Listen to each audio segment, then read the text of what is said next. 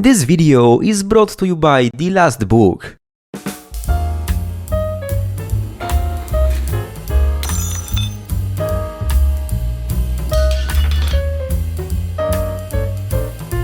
Hi guys, welcome to Amateur Chemistry. So I am sure we all know lead. This soft and shiny metal is famous for its high density and low melting point, making it an attractive material for things like plumbing, bullets or fishing weights. It also has many cool chemical properties, and throughout history alchemists really liked to tinker with it, trying to make it into all kinds of things, mainly gold. Lead always kind of fascinated me, since despite being so useful and abundant, it just so happens to be one of the worst neurotoxins, literally making you dumber on exposure. Humanity seems to have realized this only recently, and lead poisoning used to be, and honestly still is, really prevalent.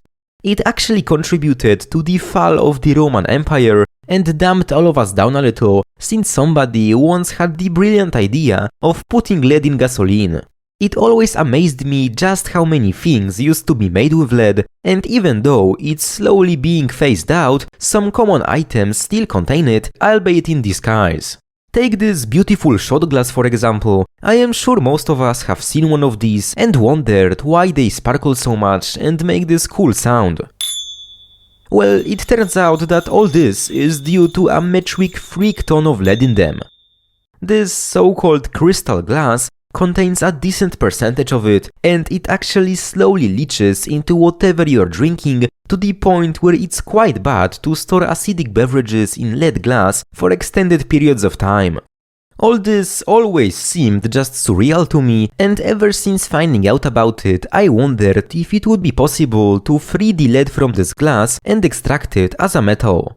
Now, nobody really did this before, at least on YouTube, and I was really curious if I could figure out how to do it, as well as how to use the recovered lead to cosplay ancient alchemists and turn it into quote-unquote gold. Speaking of humanity's age-old fascination with alchemy and leaving something behind, I really want to tell you about The Last Book by Hungry Minds. It tells the story of Noah Kaplan, the last surviving Earthling, and being a hybrid of a personal diary and encyclopedia, The Last Book seamlessly fuses fiction with factual content, which is really exceptional if you ask me. It was created by an experienced team of over 50 professionals, successfully backed on Kickstarter and Indiegogo, and features 15 unique themed chapters covering everything from culture to science or entertainment. After reading it, I can assure you that it has something for everyone, being both educational and quite emotional as a recollection of humanity's story and the most important achievements through the eyes of the last surviving human being. It is also quite humorous, which I just love, and my favorite chapter by far was the one on entertainment, with all its references and beautiful hand drawings of the finest memes. Now, apart from this book's amazing contents, I also found it itself to be something special, being made from high-quality art paper with all the pages beautifully printed, as well as a hard and somehow glowing-in-the-dark cover, making it quite the premium collectible. It also serves as a perfect gift for readers, collectors, and anyone who simply enjoys beautiful and thoughtful books. If you want to grab a copy of The Last Book for yourself or a friend, check it out through the link in the description and use my promo code Chemistry10 for 10% off your purchase. Anyway, big thanks to Hungry Minds for sponsoring this video, and now back to cosplaying an alchemist. Extracting lead from crystal glass is much harder than it might seem, and even though it can be done on a tiny scale just by dripping something acidic like lemon juice onto it, I didn't want to hold back on the lead and decided to scale up. That's exactly why I reached out to my grandma, who owns quite the crystal glass collection, and after much persuading, she agreed to give me this old piece. It looks to be some weird basket, and my grandma didn't really like it because of this ugly handle. To me, it just means more lead to extract, which is great, and as the first step in ruining a piece of art for fun and profit, I wanted to crush it up, since being one solid chunk, the basket holds its lead tightly. To extract it efficiently, I need the glass to be as close to a fine powder as possible, and to initially break it up, I first went outside. Now, I know that this is already quite big for a chemist, and after learning to enjoy nature for a while, I smashed the hell out of the basket using a comically large hammer. I then got all the resulting glass chunks into a bucket and let my brother smash them up, which he really wanted to do for some reason. When he was done, I got the glass into a bowl and brought it back to my lab. These bite-sized shards were already much better than the basket, but I still wanted to make them into some fine sand. For that, I first set the bigger shards aside since they were slightly too big, and then used a sieve to separate the smaller ones from bits of paint that came off the bucket. Just for the record, I did all this in a fume hood, since even though there isn't much lead dust at this stage, breathing in any amount of this stuff is bad to say the least. Anyway, I weighed out 400 grams of the now paintless glass shards in a beaker, which was an amount I felt comfortable working with. To turn everything into powder, I couldn't really use a regular grinder, and instead decided to boot up this absolute beast. As long-time viewers might recall, this magnum opus of DIY creations is a ball mill made by my dad, and it's honestly a great honor to use it in a video again. It will grind the glass by smashing it against some heavy steel balls inside a spinning coffee can. After letting it actively destroy my hearing for 2 days, I figured its job was done and was happy to see that most of the glass became this nice dust. Quite a bit of it was unfortunately still in the form of little pebbles, and that's because my ball mill is basically an aggressive rock tumbler. Still, I figured that the amount of ground glass I have is quite okay, and to extract lead from it, I first have to figure out how to dissolve it in water. You see, to extract any lead from this thing, I need to make all its components available for chemical reactions by getting them into solution, since as a solid, only the surface of the glass can react. As you may know, glass isn't really famous for dissolving in water, and forcing it to do so requires some really angry chemicals. I wanted to find one that would dissolve the bulk of the glass as well as all its lead, and after some research I figured that sodium hydroxide should be best for the job. This stuff is quite scary, often being used as a heavy-duty drain opener, and to try it out on my glass, I first got this steel can. It's like the only thing I can use as a container for the reaction, and after weighing out all my neurotoxic sand in it, I added in 200 grams of sodium hydroxide. This is way more than necessary, but I really wanted to ensure that there is plenty of it to react. Anyway, I mixed everything real good, and to start the reaction I had to heat the hell out of this mixture. The only thing I have that's powerful enough for this is my trusty gas stove, and after getting the can onto it, I cranked up the heating. This made the sodium hydroxide start melting, and since the glass around it is a fine powder, the two can quickly react. The main component of the glass powder is something called silicon dioxide, which when attacked by molten sodium hydroxide quickly turns into sodium silicate and water, which in turn boils away as steam. The lead, which forms the other major part of this glass, is present as something called lead-2 oxide, and this stuff is also supposed to react with molten sodium hydroxide quite well, forming a chemical called sodium plombite. The products of both reactions should be freely soluble in water, which is exactly what I am looking for. Overall, everything seems to be progressing nicely, and to help the stove do its thing, I loosely covered the can with a lid and insulated it with some aluminum foil. Then the chemistry gods decided that everything was going too well, and the can exploded. You can imagine the panic attack I suffered when a bunch of corrosive lead sludge splashed all over my fume hood, and I was really lucky that I wasn't near the can when it happened. The funniest thing about this whole situation was that I didn't accidentally create some lead-based explosive, and it all came down to the lid, which somehow sealed itself shut and made a ton of steam buildup, resulting in this thing turning into a cannon. What? As you can imagine, cleaning up this mess was quite a feat, and I worked extra hard to get all the water-soluble lead into a dedicated waste container and not down the drain. The next day I was back in business, and since I didn't feel like hitting the weirdly inflated can again, I basically decided to start over. I luckily still had the big glass shards from before, and I used an anvil and a hammer to manually break them up.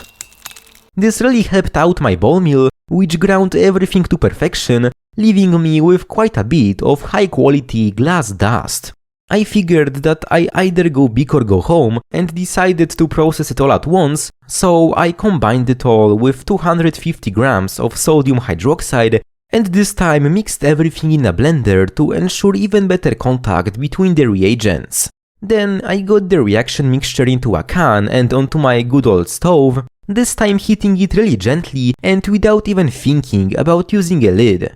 This went on for about an hour, with the color of the reaction mixture slowly changing into this beautiful orange. When I figured it was time, I got the can off the heat and emptied most of the still hot reaction mixture into a bowl, since I had a feeling that when it cools down, it'll turn into a hard brick. The lime yellow color of my product really surprised me, since I originally thought that it was all going to be a grey powder, and I guess that beautiful colors like these are your average lead chemistry experience. To get my lead from this forbidden matcha, I need to dissolve it in water, for which I got everything into a beaker. I then got back to the reaction can, which still contained a good bit of brickified product, and to get it out, I poured in some hot distilled water. It turned out that it was a little too hot, resulting in tiny droplets of a water-soluble neurotoxin spraying everywhere, which was just splendid. I was more careful adding the next portion of water and was ultimately able to tame this thing.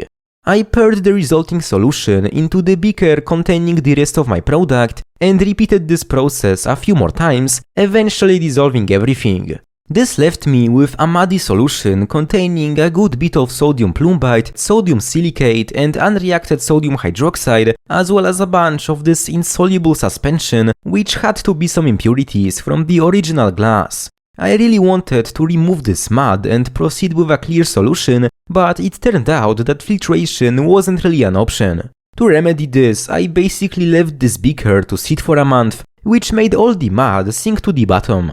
I got all the resulting orange solution into a bottle for storage, and after finishing the rubbing video, came back to it and poured it all into a clean beaker. It was now time to start worrying about how I am going to get my lead from this forbidden mango juice, since I couldn't find any procedure for this. As it turns out, extracting just the lead from my solution without pulling any other junk along with it is no easy task, and at that point I was thinking about putting this project on indefinite hold. Fortunately, in the midst of a midnight Wikipedia surfing session, I experienced chemical enlightenment. It turns out that there is one very obscure and incredibly toxic chemical that can separate lead from my solution like magic and miraculously is commercially available. It's called sodium sulfide, and it comes as these yellow platelets which are really corrosive, reek of rotten eggs and are generally a pain to work with. I wanted to get over using this devil's table salt as fast as possible, so I quickly got 140 grams of it into a beaker and dissolved it in a bunch of distilled water. This made a weirdly green solution, which I then slowly poured into my lead beaker. Right away, a spongy black precipitate started forming, and this whole thing looked quite interesting. Now, what the hell is this precipitate and why only sodium sulfide works for this? Well, the precipitate is a compound called lead-2 sulfide, and its formation is what allows me to selectively separate the lead from this chemical mess. You see, lead absolutely loves to bond with sulfide for some reason, and because the resulting lead sulfide is insoluble in water, it crashes out of solution, leaving all the other stuff untouched. This is yet another example of lead having some funky properties, and with all of it as this black suspension, I could finally separate it out. For that, I wanted to use a vacuum filter, but this turned out to be a terrible idea, and the only thing that ended up working was this beautiful creation. It's a kitchen strainer coupled with this gigantic sheet of filter paper, as well as a bowl. It made for a really pleasant filtration, allowing me to quickly get rid of excess sodium sulfide, as well as wash my precipitate with copious amounts of distilled water to remove most impurities. When I felt that my lead sulfide was pure enough, I let it air dry for a week, which greatly reduced its volume, leaving me with some premium mud. To turn this stuff into lead metal, I again had to improvise a bit, since I couldn't find any records of people doing this before in a lab, and all I managed to find were descriptions of how this is done in industry. That's exactly why I decided to just embrace the industry and showcase how big companies extract lead from lead sulfide ore. The first step is something called roasting, and it isn't about telling lead sulfide how useless it is, but rather putting it through literal hell. For that, I need a suitable crucible, and I decided to go with a high-tech cut food can, which I cut in half using a handsaw. I loaded all my lead sulfide into it, and again had to use a gas stove to heat it, but since I didn't record this in my main lab, I had to use this one. It for sure doesn't have as much soul as the old one, but it's much stronger, and roasting the sulfide using it was a walk in the park. Now, this roasting step allows oxygen from the air to react with lead-2 sulfide, forming lead-2 oxide and sulfur dioxide. The sulfur dioxide is a mighty toxic gas, which is why I do all this in a fume hood, and the lead-2 oxide is the exact same stuff that was originally in the glass. It's quite funny how this project kind of loops in on itself, with me doing all this work just to end up with purer starting material, and this is honestly the perfect example of how tedious chemistry can be. Anyway, after roasting the absolute hell out of the can for half an hour, I figured that I had roasted it enough, and I ended up with this grey lead-2 oxide powder. It was incredibly dense, and I managed to make 54 grams of it, which is quite okay. Now, it isn't completely pure since it should be a beige powder, but honestly, I don't care. It's still more than pure enough to make some lead with, and for that I have to get rid of the oxygen part of this thing. There are several ways to do that, and since I wanted to do this just like the industry, I decided to use 3 grams of activated charcoal, which is basically just extra pure carbon. To allow it to react with my lead oxide, I ground the two together in a blender, creating this neurotoxic powder of death, which I then loaded into a ceramic crucible. To heat this thing up, I got this electric furnace, which is a part of my legendary equipment squad, and despite looking like it wants to die, will still serve me. I loaded the crucible into it and set the temperature to around 1100 degrees Celsius. As everything warms up, the lead-2 oxide should melt and subsequently react with the finely powdered carbon to make carbon dioxide gas and some lead metal, which should flow to the bottom of the crucible. I let everything cook for 2 hours and then let the furnace cool down overnight. The next day it was time for the moment of truth, and upon recovering the crucible I discovered that it somehow welded itself shut. This yellowish crust responsible for that was probably some unreacted lead oxide, and the only way for me to open this thing was to ever so gently smack it with a hammer. After some more smacking, I managed to uncover this small metallic pack, which had to be lead, and I was intensely happy that in the end I managed to make it. The yield was also surprisingly high, being 41 grams or around 81% from the starting lead oxide, which justified doing all this work at least a little. Now, my lead isn't super pure, and I can tell because it's quite brittle and formed these beautiful crystals upon cooling, which doesn't normally happen with pure lead. I am honestly okay with that, considering that I made this piece of metal from a glass basket, and now I can finally do what I've been looking forward to the most in this project, which is turning my lead into gold. To start, I got a few of my homemade lead crystals into a beaker, and after wetting them with some distilled water, added a few drops of concentrated nitric acid that I made in a previous video. It reacts with the lead to form something called lead nitrate, and after letting this mixture sit for a day, I was left with this slightly cloudy lead nitrate solution. I diluted it down with a bunch of distilled water and set it aside for now. I now need to prepare a second solution, for which I got a big beaker with a magnetic stirrer onto my hot plate, and after chucking in like half a liter of distilled water, sprinkled in a bit of something called potassium iodide. This resulted in a colorless solution, which is really quite boring if you ask me. However, when I combine this solution with my lead nitrate solution, a yellow precipitate appears, which is much cooler. It still ain't gold though, and to fix that I started heating it, and when the water was nearly boiling, the yellow color magically disappeared. I then took this clear solution off the heat and applied some sexy lighting, which made these golden flakes suddenly appear and slowly move around in this sparkling golden rain. Now, this of course isn't actual gold, since without a particle accelerator you can't really make any, but I think that the chemistry that makes this fake gold rain possible is just as cool as real gold.